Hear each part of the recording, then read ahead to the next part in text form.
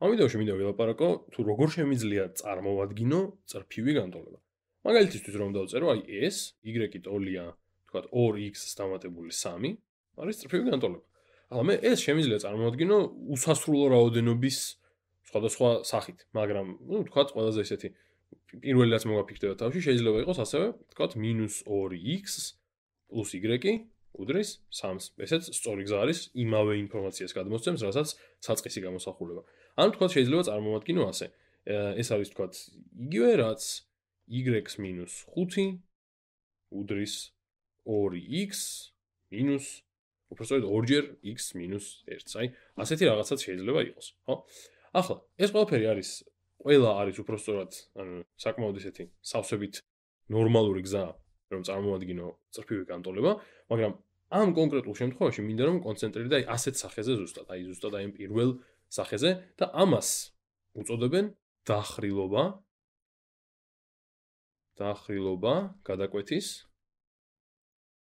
გადაკვეთის ფორმას.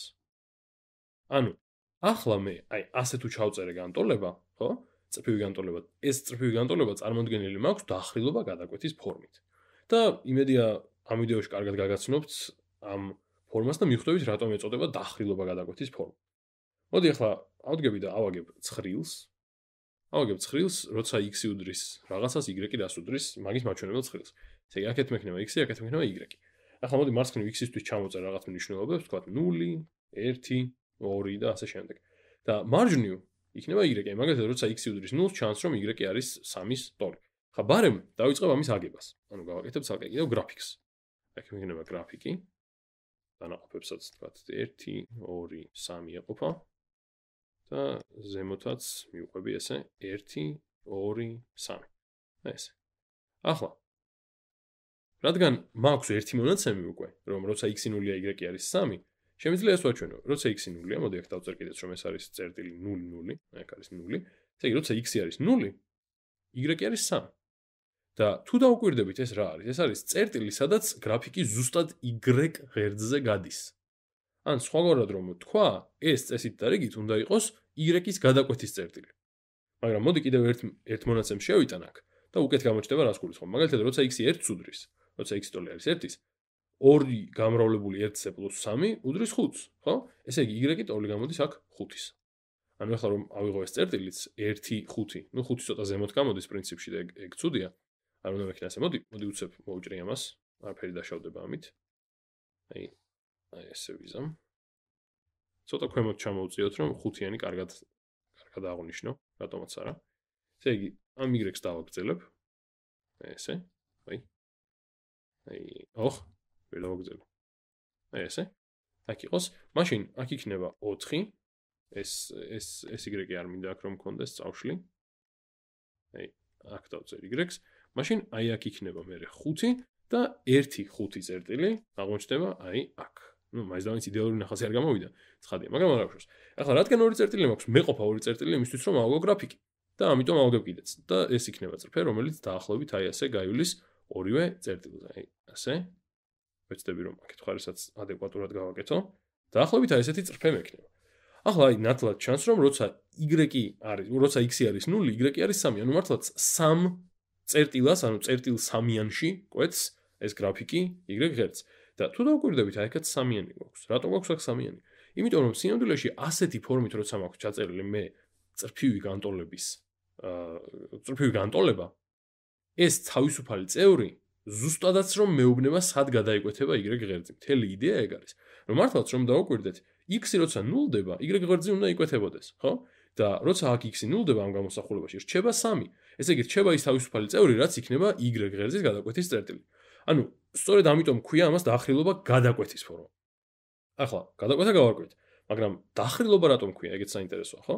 მოდი დავაკვირდეთ ახლა რატომ შეიძლება ერქვას დახრილობა. მოდი კიდევ ერთ მონაცემს შევიტან.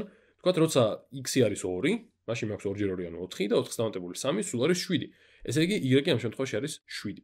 ახლა მოდი დავაკვირდეთ ასეთ რამეს. ესე იგი, როცა 0-დან 1-ზე გადადის y, რა მოსდის? 0-დან 1-მდე რომ გადავიდეს, უნდა დაემატოს 1. და ამ დროს y რომ გადავიდეს 3-დან 5-მდე, უნდა დაემატოს 2. ანუ იზრდება 2. ესე იგი, x რომ გაიზარდა 1-ით, y გაიზარდა 2-ით. კიდევ დავაკვირდეთ, 1-დან 2-მდე რომ გადადის y რა მოსდის? ისევ იზრდება 1-ით და ამ დროს უпростоრად 1-დან 2-მდე რომ გადადის x-ი, ბოდიში, x-ს უყურებ ახლა. 1-დან 2-მდე გადადის 1-ის დამატებით, და ამ დროს y-ი 5-დან 7-მდე გადადის ისევ 2-ის დამატებით. ანუ ისევ x-ი გაიზარდა 1-ით, y-ი გაიზარდა 2-ით. რა ხდება აქ? ასეთი რაღაც უნდა გავიხსენოთ, რომ გვაქვს დახრილობა, რომელიც არის დელტა y-ი გაყოფილი დელტა x-ზე. და ამ შემთხვევაში დელტა y-ი ნახეთ, რომ არის ყოველთვის 2 და დელტა x-ი არის 1, იმიტომ რომ წრფივ ფუნქციაზე ყოველთვის ნარჩუნდება ესენი. და მივიღეთ, რომ ესე იგი დელტა y-ი გაყოფილი დელტა x-ზე არის 2-ის ტოლი. ეს არის დახრილობა.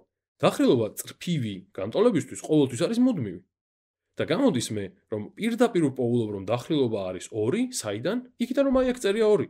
ანუ აი ეს 2-იანი, აი ეს 2-იანი მე პირდაპირ მეუბნება, რომ იცი რა, აი შენ ახლა რა განტოლებასაც უყურებ, ეს არის წრფივი ფუნქციის განტოლება, წრფის განტოლება და ამ წრფის დახრილობა არის 2.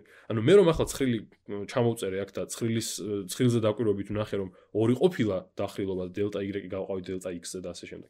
აქ პირდაპირ მიწერია. ანუ ესე იგი ეს 2-იანი მე ინფორმაციას მაძლევს იმის შესახებ თუ რა არის დახრილობა, ხოლო აი ეს 3-იანი მაძლევს ინფორმაციას იმის შესახებ, აი ეს 3-იანი თუ სად გადაიკვეთება y ღერძი. სწორედ ამიტომ ეწოდება მას დახრილობა გადაკვეთის ფორმა. აი მაგალითისთვის რომ დავაკვირდეთ დახრილობა როგორ შეგვიძლია აქ რომ წარმოვიდგინოთ მარტივად, რომ დავაკვირდეთ თქვათ აი ამ გრაფიკს.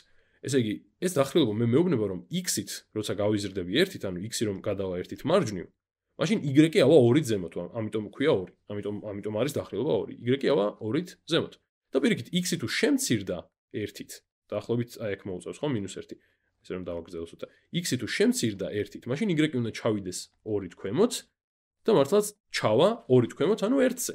ანუ დახრილობა ძალიან კარგად მაძლევს ინფორმაციას იმის შესახებ, როგორ შეიძლება ავაგო გრაფიკი. აი ვთქვათ, სულ სხვა გრაფიკი რომ მქონდეს, მაგალითად რომ მქონდეს ესეთი გრაფიკი, ვთქვათ, y-ი ტოლი არის -x -x + 2, ვთქვათ. ძალიან უცებ როგორ ავაგებ აი აქედან გრაფიკს, აი ბარემ რომ გაჩვენოთ, რატომ მუშაობს ძალიან კარგად დახრილობა გადაკვეთის ფორმა.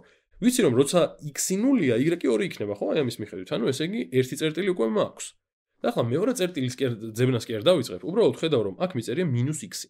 -x-ი რა არის? -x-ი არის -1 ჯერ x-ი, ხო? ანუ გამოდის რომ მე როცა x ვზრდი 1-ით, y-ს ვამცირებ 1-ით, რატომ? იმიტომ რომ ეს არის დახრილობა, აი აქ მაქვს დახრილობა. რომელიც არის -1, რაც მეუბნება რომ x-ი თუ გაიზარდა 1-ით, y-ი უნდა შემცირდეს 1-ით. ამიტომ ახლა ავაგებ ასე გრაფიკს, ანუ ერთ წერტილს ავაგებ კიდევ და მე ავაგებ გრაფიკს. ეს იქნება ესე იგი მარჯვნივ წავედი 1-ით და ამიტომ ქვევითაც ჩავედი 1-ით. ზუსტად რაც მითხრა აი ამ დახრილობამ. და მოვედი აი ამ ახალ წერტილში, აი მეორე წერტილში. და მაშინ მე უკვე ვიცი როგორ უნდა ავაგო ეს გრაფიკი, იმიტომ რომ 2 წერტილი მაქვს ნაპოვნია რა. და შემიძლია ვიპოვო ეს გრაფიკი რა იქნება, დაახლოებით გაივლის აი ასე. ნუ ახლა ზუსტი ნახაზი არ გამომივა, მაგრამ და მორჩა, რადგან 2 წერტილი მაქვს, გრაფიკიც მაქვს. ანუ ზუსტად აი ასე მუშაობს დახრილობა გადაკვეთის ფორმაში ჩაწერილი განტოლება.